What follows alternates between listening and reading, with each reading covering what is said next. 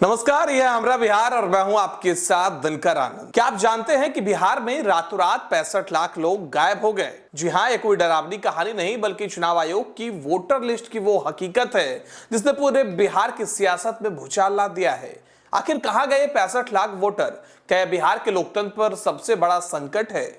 बिहार की राजनीति एक नए तूफान के केंद्र में है। वजह है चुनाव आयोग की विशेष संक्षिप्त पुनरीक्षण यानी एसआईआर प्रक्रिया।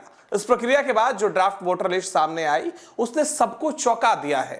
बिहार के कुल 7 करोड़ 80 लाख वोटरों में से 65 लाख से ज्यादा वोटरों के नाम लिस्ट से काट दिए गए, यानी बिहार के लगभग 8% वोटर अब वोटर नहीं रहे।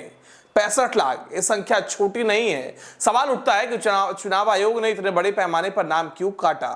चुनाव आयोग की दलील के मुताबिक यह लिस्ट को साफ सुथरा बनाने की एक प्रक्रिया है। आयोग का कहना है कि इनमें से 22 लाख से ज्यादा लोगों की मौत हो चुकी है। 36 लाख से ज्यादा लोग या तो कहीं और शिफ्ट हो गए या अपने पते पर नहीं मिले और 70,000 से ज्यादा लोगों के नाम एक से ज्यादा जगह दर्ज थे। चुनाव आयोग इसे एक रूटीन प्रक्रिया बता रहा है, लेकिन इस सफाई पर अब गंभीर सवाल उठने लगे हैं।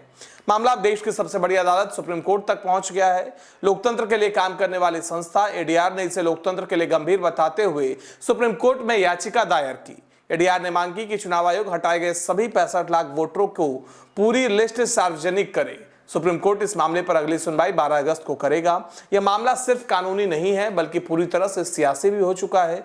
बिहार के विपक्षी दल खासकर आरजेडी ने चुनाव आयोग पर सीधे सीधे बीजेपी को फायदा पहुंचाने का आरोप लगा दिया।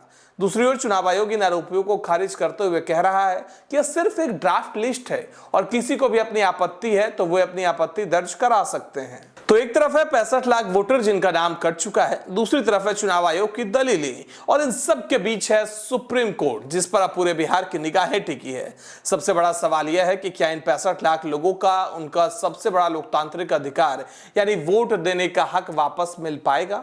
12 अगस्त को होने वाली सुनवाई इस मामले की दिशा तय करेगी। हमारा बिहार इस खबर पर अपनी पैनी नजर बनाए रखेगा। बिहार की हर बड़ी खबर के लिए देखते रहिए हमारा बिहार। नमस्कार।